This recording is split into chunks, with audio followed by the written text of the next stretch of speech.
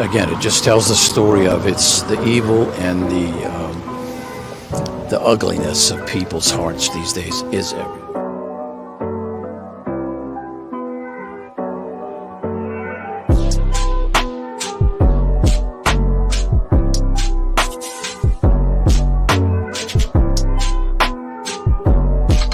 This is Franky Rose's Think Tank. Here's your host, Franky Rose.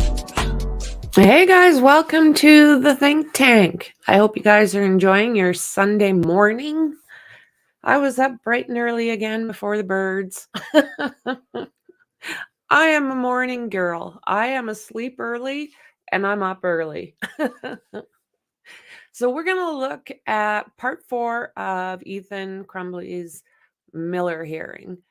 We've got a pretty good idea that his mind is broken in a lot of different ways. And I don't know how this was missed with either the school or the parents or anybody else that had a whole bunch of contact with him.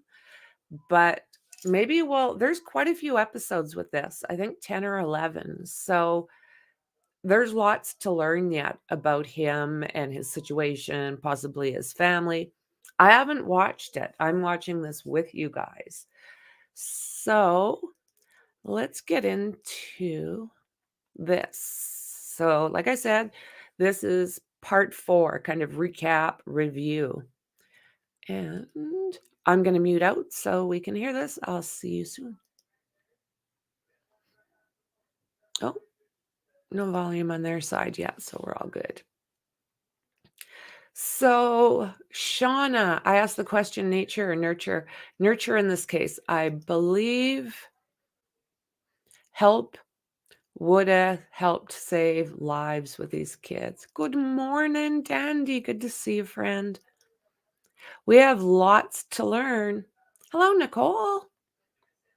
Bright and early, Maxie. I appreciate that. Thank you so much. How does the judge get his hair like this? I'm really curious. Do we have a hairdresser out there? Like, he's got the coolest hair ever.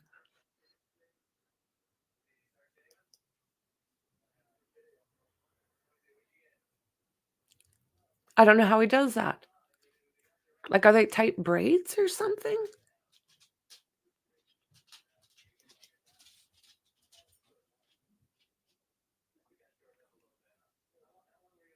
A good licking jingle?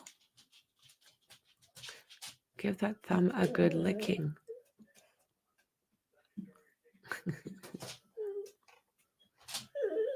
Well, hello, Nicole. Jazzy knows I'm streaming, so of course she's here begging for cookies. As soon as Mom starts to talk to that screen, I know I can bother her. Let me double check. Yeah, my volume for them is on. Who have we got? Good afternoon, ma'am. If you could, please state your full name for the record and spell your last name. There's that blonde I don't like. Darnell. Thank you. We are a video recorded courtroom, so if you could, please keep your voice up for me so we can make sure that you're captured by our video recording. And please speak like you're speaking to someone at the very back of the courtroom, okay? I got it. Thank you. Thank Pick you. Your witness. Good afternoon. May I call you Molly? You can. All right.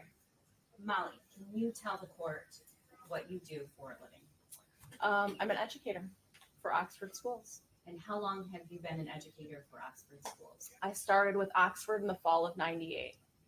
So like since you've become a teacher? Since I became a teacher. Okay. You've spent your whole career at Oxford schools. Correct. And what is your current title at Oxford schools? I am a middle school mentor for Oxford Virtual Academy. Okay. So you are not in the physical classroom, you're teaching virtual school. Correct. Okay. Is that the position you held on November 30th, 2021? That is not the position I held on November 30th.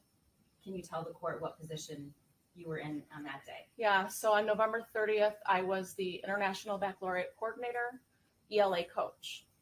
So you weren't teaching No, I curriculum to was kids? per the contract, I was a teacher, but I worked with teachers on curriculum and instruction. Okay. And For the bulk of your career, were you a classroom teacher? Yes. And can you tell the court why you became a teacher? I find joy in helping kids find their passion, or, that's why. Safe to say you love kids. I do. Okay. You always taught high school? I started off with middle school, and then I moved to high school, and I was high school most of my career, and I'm back to middle school again. Molly, I'm going to ask you to direct your attention to the screen to the right. That is a map of Oxford High School, correct? Correct. And you had a classroom, but it was really an office, correct? Yeah, it was an office space that I shared with two other individuals who we did our jobs together. We were like a team. And was that intended to be for the whole 2021-22 school year? Correct. Okay. And what was your room number?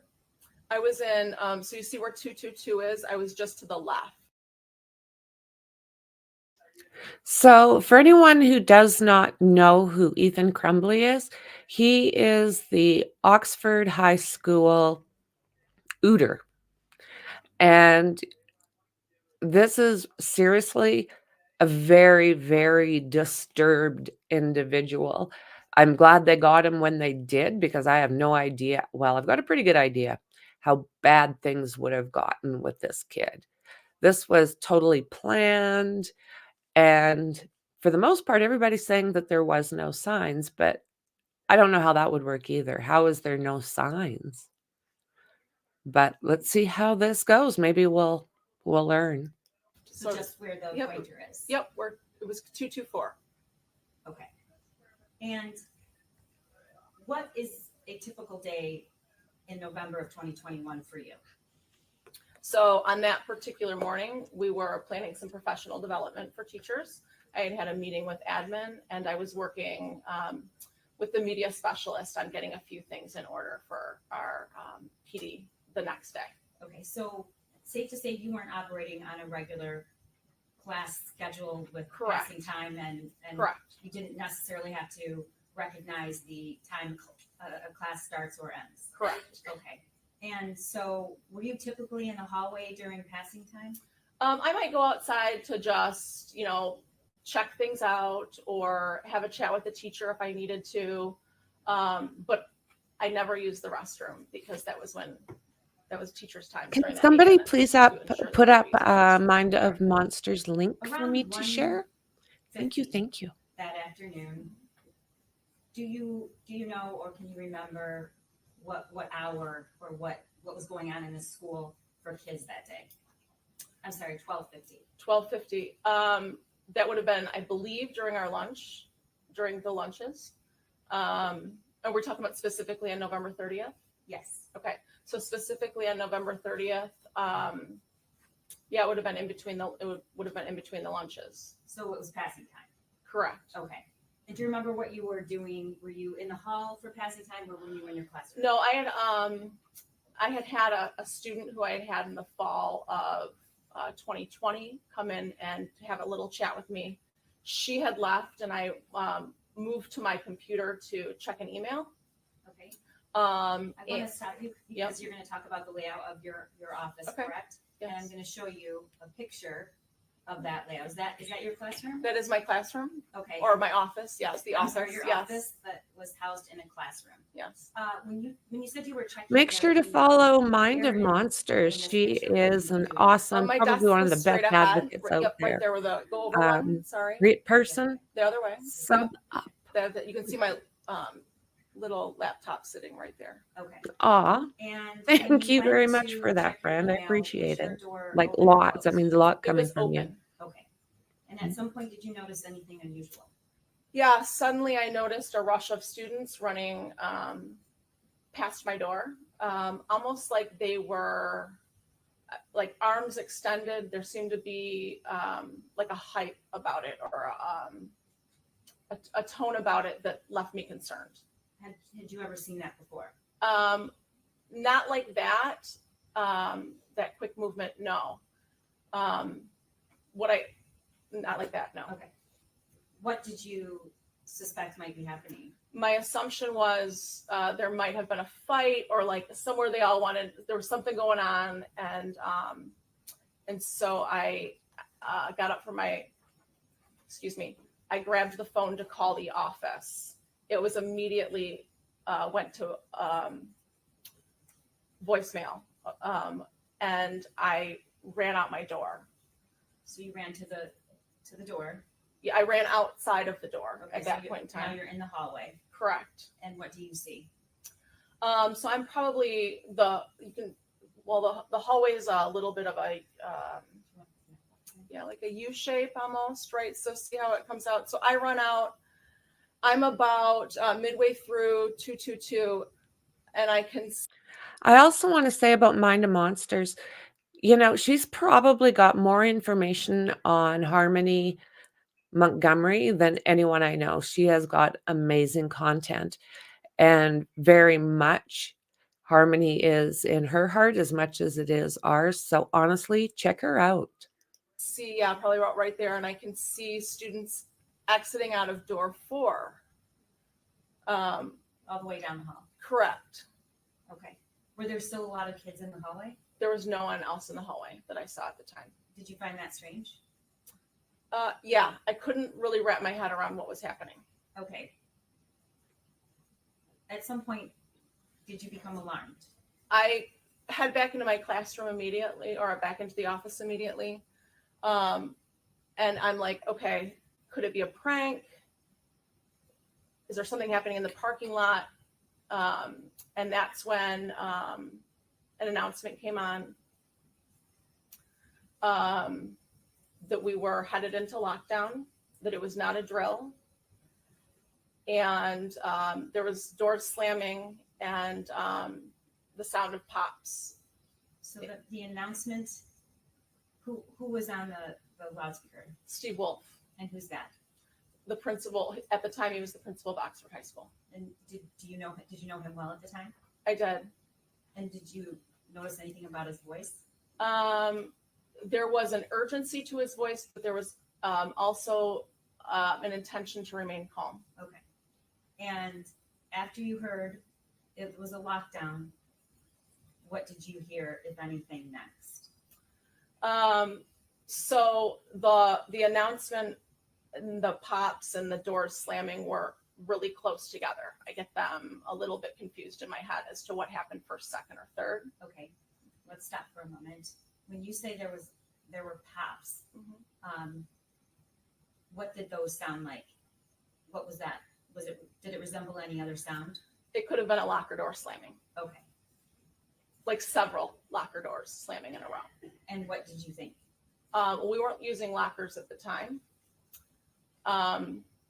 Because of the announcement, I knew I had to go into lockdown. Okay. And when you say go into lockdown, what does that mean that you're supposed to do? So my classroom or the office door was closed at that moment. So I ran over to grab the door and shut it. I knew I'd have to shut it, and then I would have to put in the night lock, which was a security barrier that's intended to allow to kind of like, whether or not the door is locked, it also helps keep anyone else from getting in. So Okay. it's a second lock of a measure. So where is the night lock? And it's kept in classrooms just for lockdowns, correct? Correct. Okay. Where's the night lock located? So it was right over where, kind of like by that, right in that area. And where is it kept? It's kept in a little plastic box on the side of the wall. And is it locked, or can Anyone can open it. and is this in every classroom in Oxford High School? To my knowledge, yes.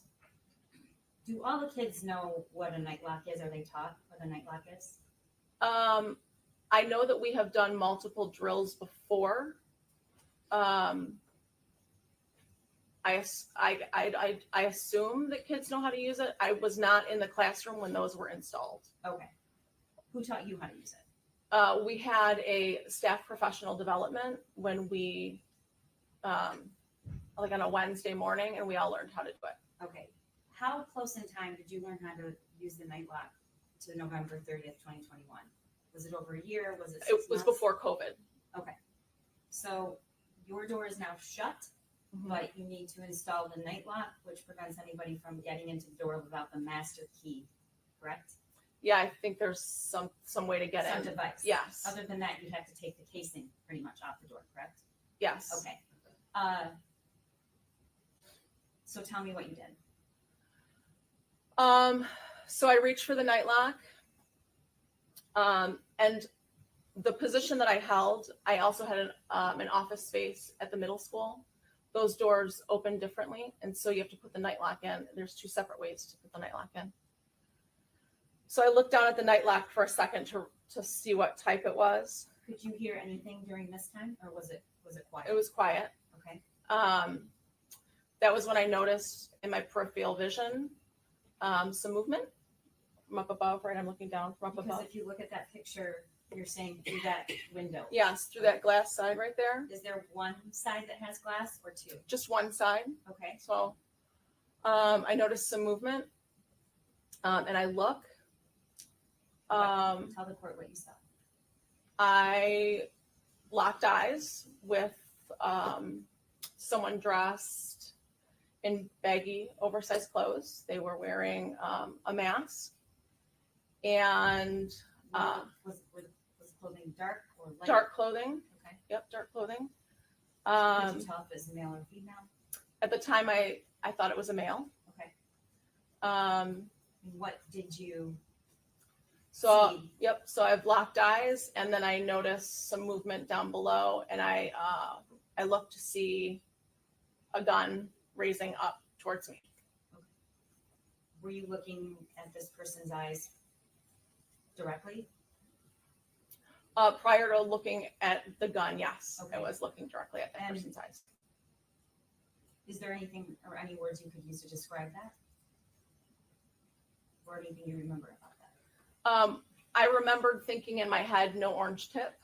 Okay. I had heard previously that BB guns have an orange tip on them. So my thought was no orange tip.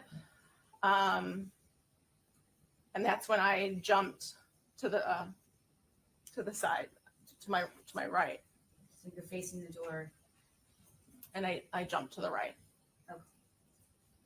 Did you recognize this person at all? I had never seen this person before. Okay. And why did you move to the right? I believed he was going to shoot me. And did he shoot? He did. Okay. What did he do? You moved to the right, and then did you hear a shot? I heard 3 very loud. They're physically loud. Like I could feel them coming through that door. I like the power of it. But it sounded almost like like a cap gun. Okay. When you moved to the right, did you just move aside or did you get down? I kind of jumped to the right, and I felt my left shoulder move back, and it felt like someone had burned me with hot water. Okay. Did you stop to see what that was, or? I looked at my shoulder. At that point, I noticed my cardigan that I was wearing was ripped. I looked behind, and I noticed a bullet hole in the glass of the office, like leading out one of the windows. Okay. So if we can go back. Yep. You moved to your right. So So you're I'm over here. Yep. Okay. And you're facing the classroom, correct? Yeah, I'm still facing the wall, Okay. right? So if there was no wall there, I would be looking at the hallway. Okay. And at some point you turn around and you see what? I just turn around and you can see that bullet hole in the window up there. I noticed that, and I remembered thinking in my head, a BB gun couldn't do that. So Okay. What's through that window? that's the courtyard. Okay. What did you do next, Molly? Were you standing or were you sitting? I was standing. I have to ask you something. Was the night lock in your door at this point? No, it Where was it? was in my hand. At that point in time, I knew I needed to barricade my door. I was afraid to go back towards the door. So I grabbed one of those long filing cabinets and tried to pull it back, and realized it was too heavy for me. Where was the filing cabinet? So right next to that door, there was a mini fridge. Mhm. Then there was a filing cabinet, and then there was a cart. Okay. Now, there is something barricading the door partially. So what is that, and how did it get there? yeah, so what happened was after I realized I couldn't move that filing cabinet back, I got down on my hands and knees and I crawled back and I dropped the nightlock in. And then I grabbed the rolling cabinet and I shoved it against the door and the wall. Okay. So you crawled over and then finally put the Nightlock in. Okay. And what did you do after you put that in front of the door and you put the nightlock in? At that point in time, I continued to move that filing cabinet out a little bit more so I could crawl behind it. My concern was that he would come back through that window and be able to see me. The courtyard. Correct. Okay. Now, were you using both of your arms to move these things? I was. Okay. Were you feeling any pain? I was not. Okay. Once you got behind the filing cabinet, which is not visible in this picture, correct? Correct. Okay. Were you crouching, sitting, standing? I was crouching down. At that point, I had sent my husband a text message that just said, "I love you, active shooter." Okay. Did he respond? He did. What did he say, if you remember? He said, "Just get safe." What did you say? I didn't respond to Okay. that. That was about the time that I realized that I was bleeding. I could feel blood on my arm. And I knew we have a blood bag you can see on the wall. It's in red. I was This is the saddest thing ever. She was terrorized. I can't even imagine. And can you ever heal from something like this? I don't know. I knew I couldn't get back to the door. The wound is kind of back here on the back of my arm, so it was very difficult for me to see. So you saw blood, and is that when you realized you had been shot? I suppose, yes. I think I was still in disbelief that I had been shot. But what I knew was I was bleeding. Okay. So what did you do? I removed my cardigan and I used it to tie a tourniquet above the wound. And who taught you how to do that? We've had training videos on how to pack a wound and treat a wound. Could you see the wound at this point? No, I still had on another shirt underneath my cardigan. It was just blood stained. Okay. After you made the tourniquet, Molly, what did you do next? So that was when I started receiving text messages. Do you remember who you received a text message from? So the first one was the ELA department who I work with said, "I'm hearing active shooter." And I responded, "I saw one," and left it at that. And then moments later, I received a text message from my daughter. And how old was your daughter at the time? 16. And where was she in high school somewhere else? She was at a high school in a neighboring district. And what did her text say, Mom? She asked if I was okay, that they were hearing things. And what did you respond? I said, "I'm safe. I've sheltered in place, and I love you." You did not tell her you'd been shot. I did not. And why not? I was trying to protect her. Okay. Did you text anyone and tell them that you had been shot? I did not. Okay. Well, not yet. Okay. What did you do after you sent that text to your daughter? I had a moment where I thought, do I need to contact my other daughter who lives out of state? And you didn't do that, but tell the court why. I didn't do that because I thought she won't hear about this yet. She doesn't have to know about this yet. I thought by not saying anything, I could keep her safe a little bit longer. And I know this is important to you, so that's why I'm going to ask. You regret that? I do. Okay. Tell the court why. Because she found out anyway. She made the decision to contact my husband because she knew if she contacted me and he could hear the phone, then he would know where I was. The shooter. Correct. Okay. What did you do? At that point, I called my husband. So you actually made a call. I did.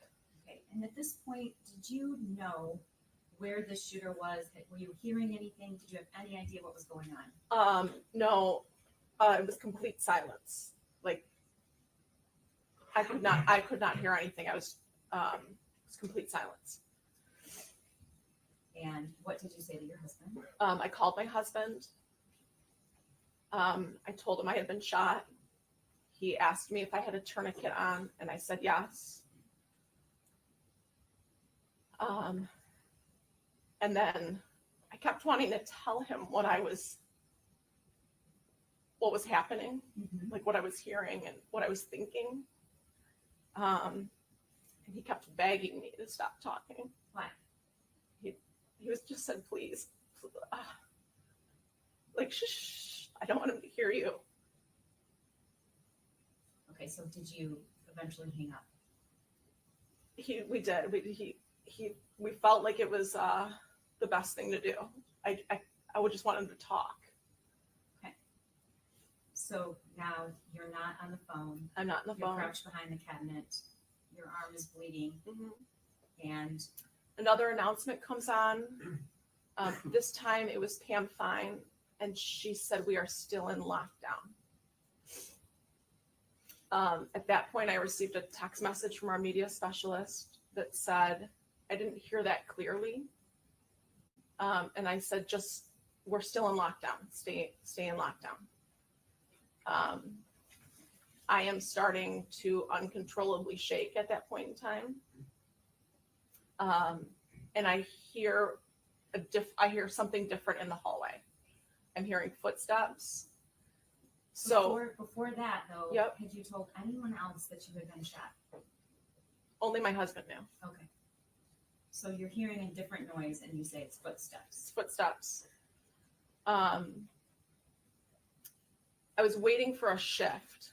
I didn't believe that this was life-threatening. And so I was waiting for a shift to say, I've been injured. Like once everything was taken care of. What do you mean when you say everything was taken care of? The shooter was taken into custody. And anyone who needed help got help. But you did need help. I didn't think that I needed help, no. Okay. At some point, you got out of that room. So, Do you know how long it was? It is. It's absolutely heart-wrenching to listen to these victims. Like I said a little while ago, like, I don't know how you ever get past this. I don't. Lots of therapy, maybe. But oh my God, just like Mom said, it's breaking my heart. 20 minutes, I would say. After the shift with the footsteps, I texted the teacher next door to me and said, I've been shot. She called 911, and there was another teacher in that room who texted our administration.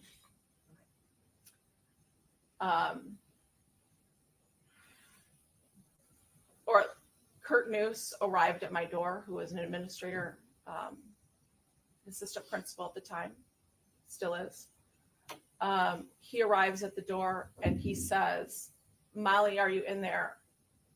Or "Molly, are you okay?" Something to that effect. And what did you do? I said, I'm here. But I was afraid to open the door. Why? I've known Kurt for 20 years. I know the sound of his voice, but I did not trust anything in that moment. So you weren't sure it was him?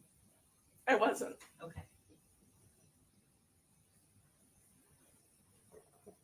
With a few seconds or 10 seconds, 20 seconds maybe,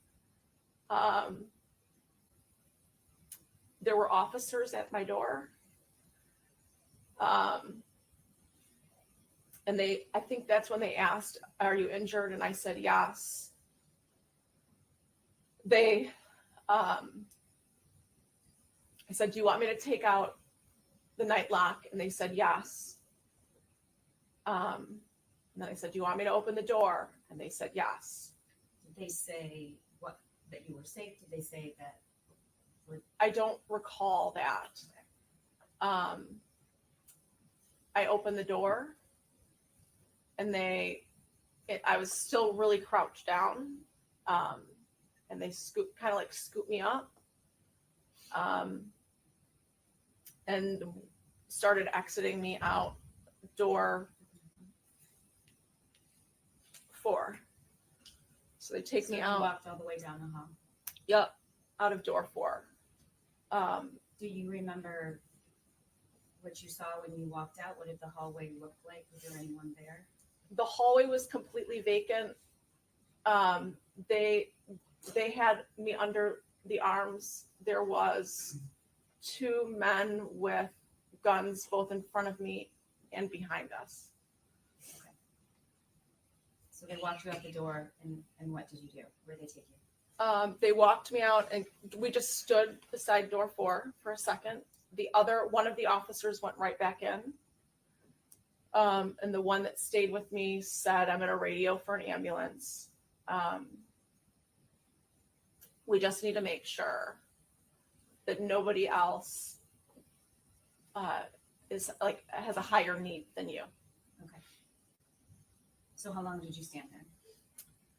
It might have been 3 or so minutes. Okay. And eventually an ambulance came. There was one. Yes. Okay. Yes. So they get you in the ambulance, and Yes. where did they take you?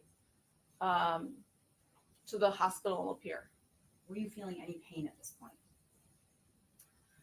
I could not feel physical pain. No. Okay. At some point you found out what your wound was and where it was, correct? So I knew I had sustained an injury to my arm. Can you tell the court what the injury was? And Yeah. I was shot through the fatty part of my arm, through and through. so I want the record to reflect, Your Honor, that she is pointing to her left shoulder, and she is pointing to the portion of her bicep area that is in how many inches away from your heart? About 6. Okay. Thank you. The record will so reflect. Thank you. You were treated there and released, correct? Correct. Okay. You said you were in shock. At some point, were you told or did you see the door of your classroom?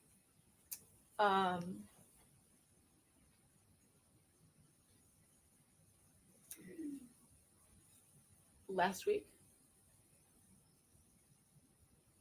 Okay. And when was that? Why did you see that picture? or see I had that- met with you to talk about testimony, about testifying, and that's when I saw the door. Okay. And when you look at that door, what do you think?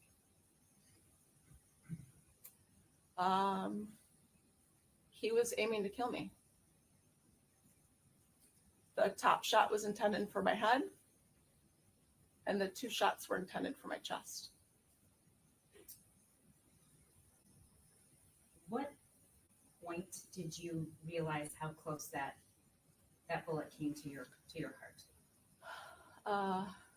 It would have been weeks later. I realized, oh, that it is right in line with my heart. Okay. It was like a sudden realization. It was definitely after the new year. So if you hadn't moved to the right, it would have hit you. In my head or in my chest, yes. Molly, have you gone back to visit the school? I went back to visit my office at the end of January. And why did you do that? It was my hope to go back to the high school. You wanted to go back to do the job that you were doing before. Correct. Okay. And you didn't end up doing that, did you? I did not. Okay. Can you tell the court what that was like and why?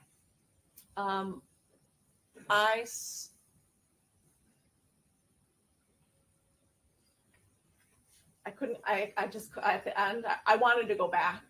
I loved the work that I was doing. And I wanted to kind of prove that I could go back. But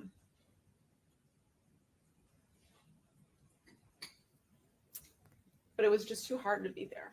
It's like I couldn't access things that I knew when I was in that space.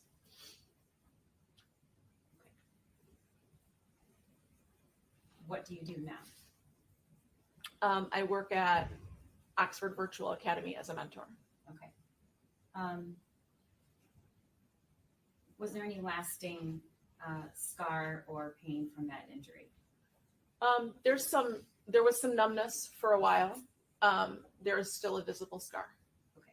And I viewed the scar, and I certainly wouldn't ask you to show anyone else, but can you describe where your scar is? Yep.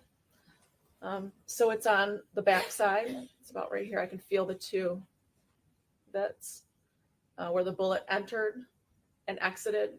There is a red. It's still red in between where the bullet hole cauterized my arm. But you can still visibly see where it Entered and where it exited. Okay. Yes. Molly, I asked you when you sat down why you wanted to be a teacher. And you answered that you love teaching and you love kids. That's right. That is true. Is that still true today? That is still true today. Okay. And the last thing I want to ask you is, you said that when you looked into the shooter's eyes, you did not recognize that person. Correct. Okay. Do you see that person? He just terrorized them. I mean, and enjoyed every second of it. I don't know how somebody gets this twisted this young. It really blows my mind. I know it happens. We see it lots. But oh my word, it's just so disturbing. And she's saying she wants to go back to her job. She wants to go back there. That's a strong woman. Unreal. Anywhere in the courtroom today? I do. Can you describe something he's wearing? He's wearing glasses and an orange top. May the record reflect she's identified the defendant. So reflected. Nothing. Thank you. Cross.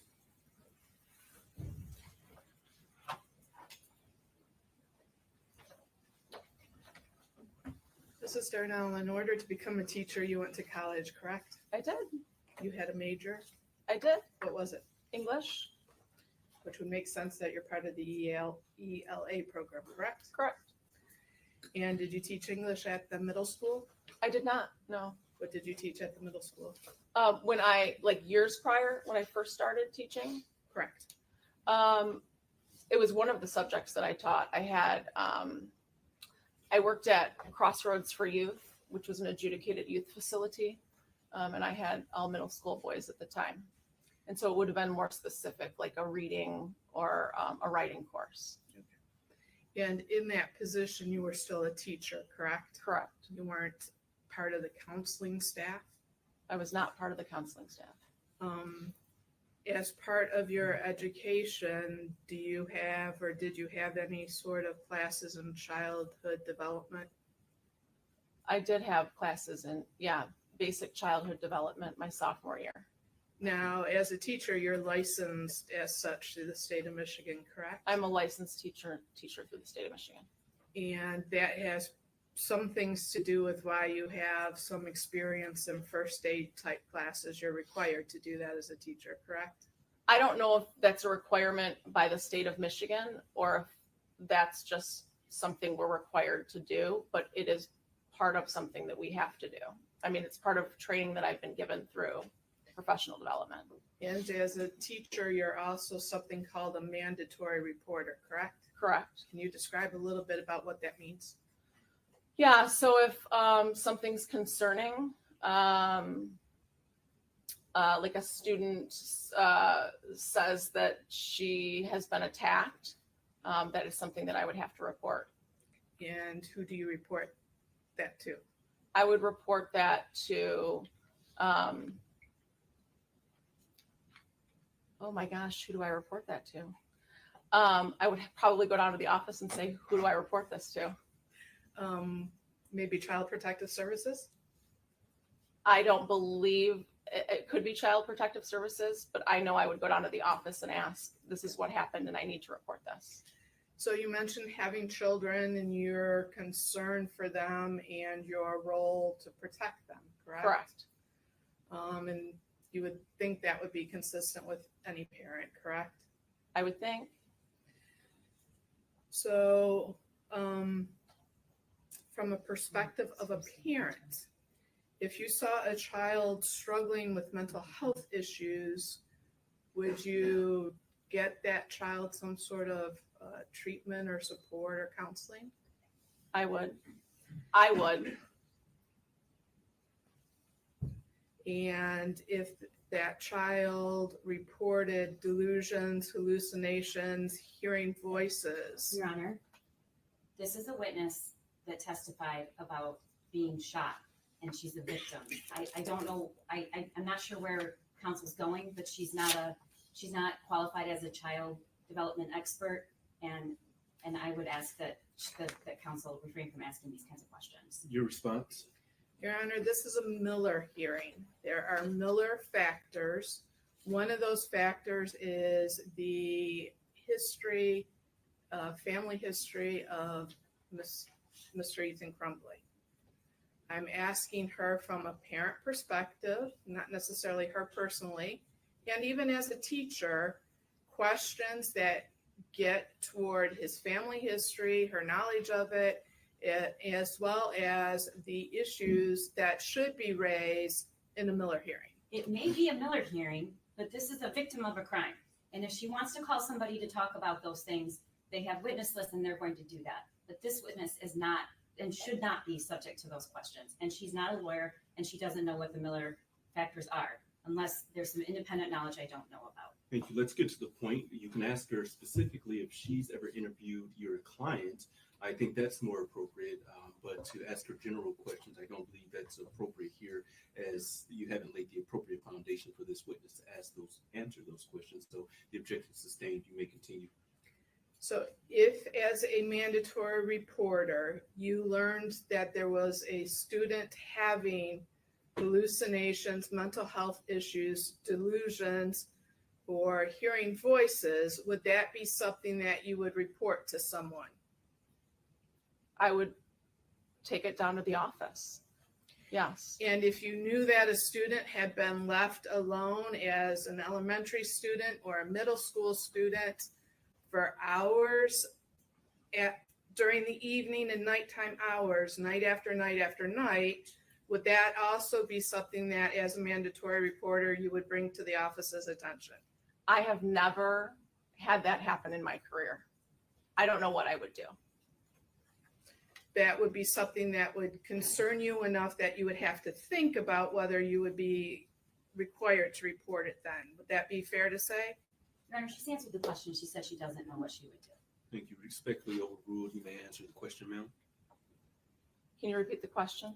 Sure. As a mandatory reporter, if you had learned that a student in an elementary school age or middle school age bracket had been left alone for hours by themselves at night and in the evening, night after night after night, would that be something that you would have to think about reporting to someone? I would be concerned. Absolutely. I don't know the circumstances specifically. I would have to hear what the circumstance, like what are the circumstances exactly that are happening for me to know whether or not I'm reporting. I don't, right, what, like, you're talking middle school, elementary age. There is what's the age limit for kids to stay home alone? Your Honor, she said she doesn't know, please. Sure. And she's answered the question. You may ask your next question. That's fine. I was waiting for her to finish her response. Sure. What age group is in middle school? Well, they start in 6th grade, right? So you're looking at 11, 12, 13. In Oxford is middle school 6th, 7th, and 8th grade, That's correct.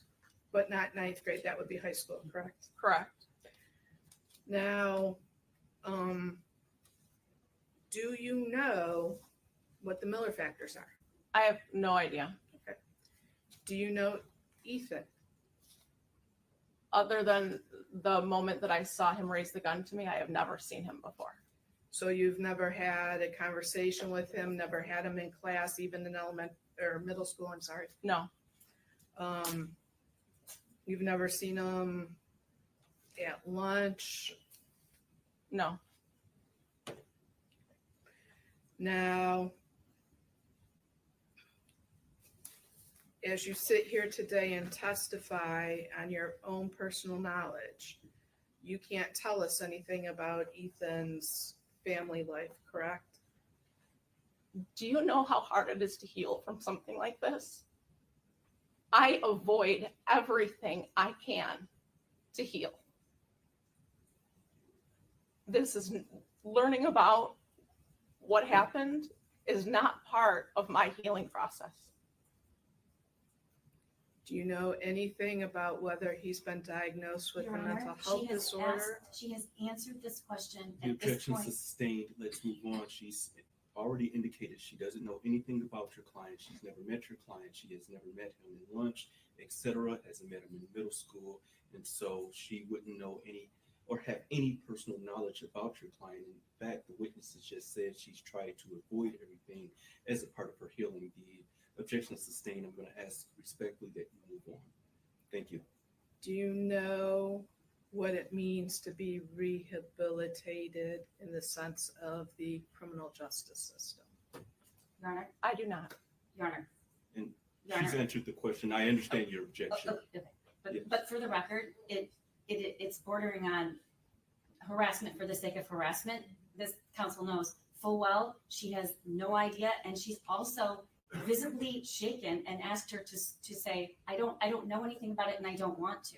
The court agrees, and that's why I'm asking counsel to move on away from this, because again, unless you're going to lay the appropriate foundation that she knows something specific about your client or that she has specific knowledge of childhood trauma, etc., that's a part of the Miller factors, she's already testified that she does not know. And so with that being said, the court is sitting as the trier of fact here, and I've been listening throughout this entire hearing, and I will note that there are some things that have been relevant to the Miller factors, there's things that have not been relevant to the Miller factors.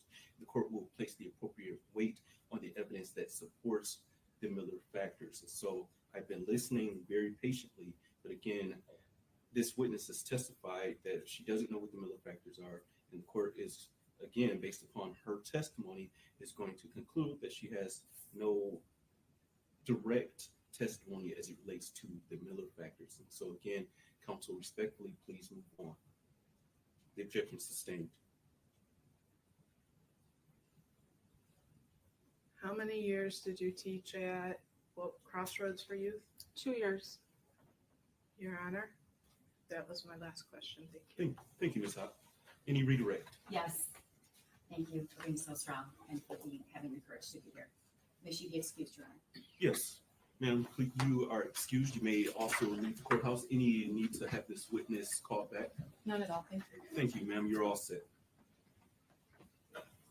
With that being said, the time is approximately 4:05. As I indicated to counsel off the record, we will end our hearing before 4:30 because of security building issues. With that being said, we're going to. Hey guys, so that was Miller hearing part 4. I'm not sure how many of y'all are going to be watching this football game, so I'm unsure if I'm going to do another stream. If everyone's busy and you guys are all doing your thing, I might leave it there, but there is Mind of Monster sent me some information. She did some awesome videos with lots of information.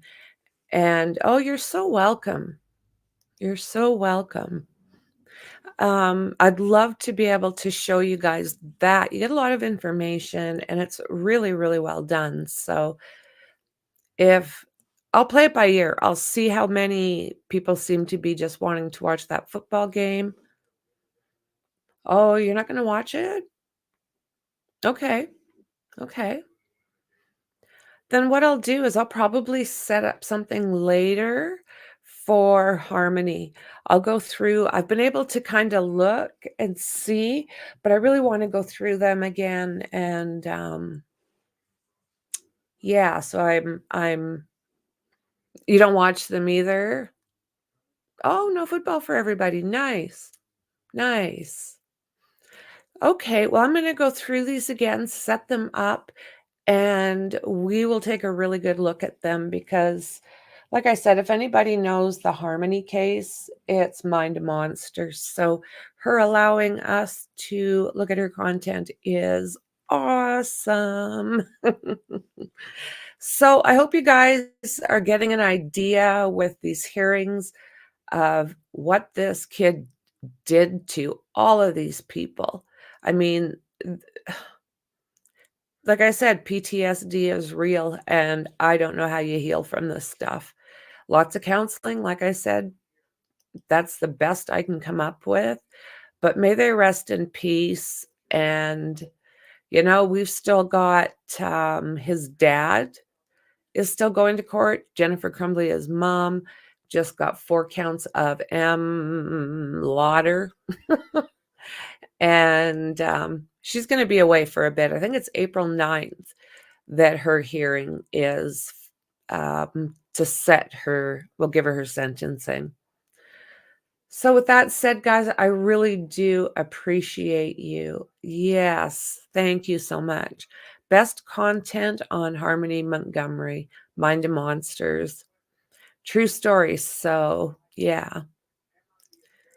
PTSD is mortifying is what it is. I know I've got PTSD. It's like kind of, they call it, I don't know, repetitive basically. But yeah, it's something you work on your entire life after you've had damage like this. And I mean, I've never been in that situation.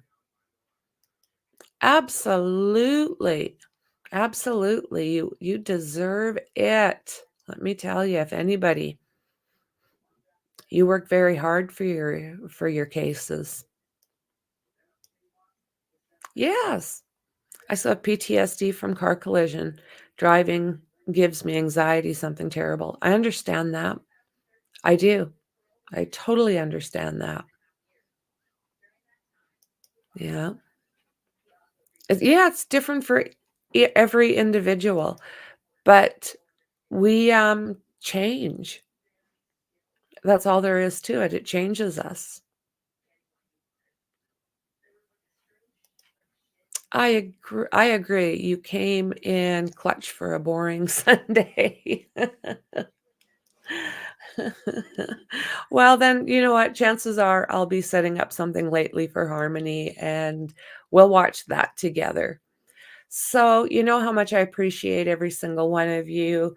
Much love, and I'll see you guys in the next one. Bye.